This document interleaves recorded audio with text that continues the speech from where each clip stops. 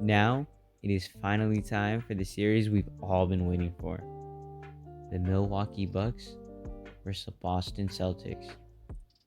That's right, Giannis Antetokounmpo gets to go head-to-head with Deuce's dad. Honestly, the Bucks had me a little worried versus the Bulls, especially with Middleton out. But they seem to have handled their business in 5 games and are now finals bound. While the Celtics, on the other hand, are coming off of a huge confidence boost in the broken down Brooklyn Nets, as they seem like a real problem for the reigning champs. In this video, I will be deciding who wins the series by scoring both teams in head-to-head matchups, position and coaching wise. First, let's start off with some head-to-head matchups position wise. First, we have lockdown playmaker Drew Holiday at the top of the key, facing off against newest DPOY Marcus Smart. Finally, that lame ass guy in Utah didn't win it. And though as great of a season as Marcus is having, I just don't think he has enough offensive capability to dominate Drew in the series. So when it comes to point guard, I have the Bucks with 1 point, Celtics 0. Moving on to my favorite position, shooting guard. In this matchup, it's not very close, with Wesley Matthews heading up against all-star snub Jaylen Brown. And I know Wesley is a bit of a scrub when it comes to being an NBA starter, but I can see him giving Jaylen a hard time, even though Jaylen averaged 20 points in the Nets series. But to be honest, Brown got most of those points off of Steph Curry's little bro. So I think this matchup will be closer than most people think. But in the end, it'd be unreasonable to take Wesley Matthews here, because Brown is clearly the better player. So that makes things Celtics 1, Bucks 1.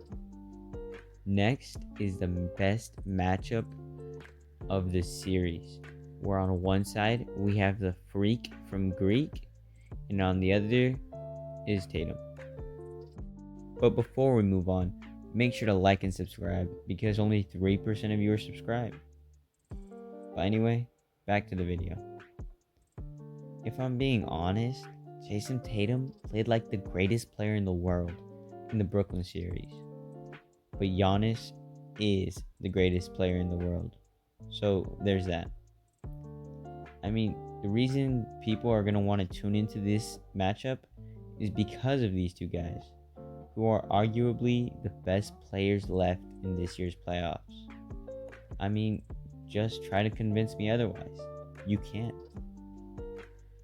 But with Giannis being an MVP and in the prime of his career, I don't see Jason Tatum beating him in head-to-head matchup. So that makes things Celtics 1, Bucks 2.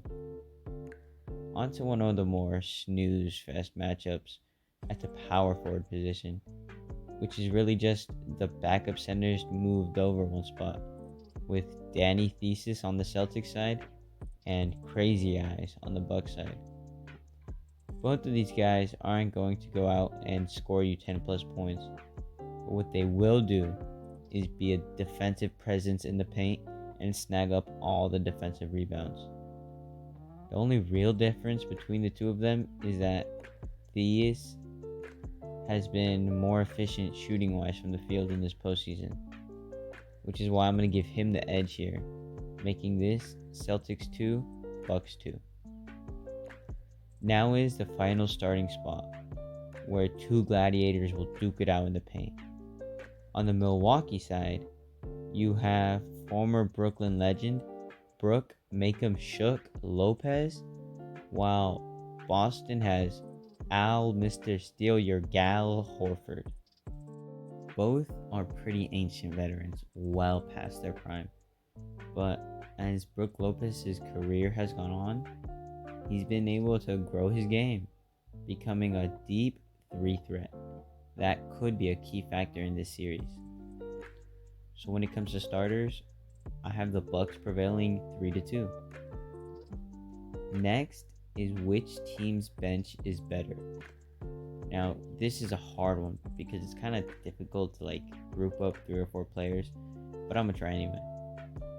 The Bucks have been using dirty ass player Grayson Allen and sharpshooter Patty Connaughton off the bench, while Boston has been using the Williams big men in Grant and Robert and former Spur Derek White, who's getting minutes. And so, with those people in mind, I'm having to believe that the Celtics have a better depth on the bench, especially due to the fact that they have big men who actually come off and play. So this means they tied up the score 3-3. Finally, we have the most important battle of them all, the coaching battle, where one side we have a rookie coach, Ime Udoka, who was a 7-year assistant coach for the Spurs under Greg Popovich, and is a 2-year Eastern Conference Coach of the Month. I know, right? Some of the great accomplishments there.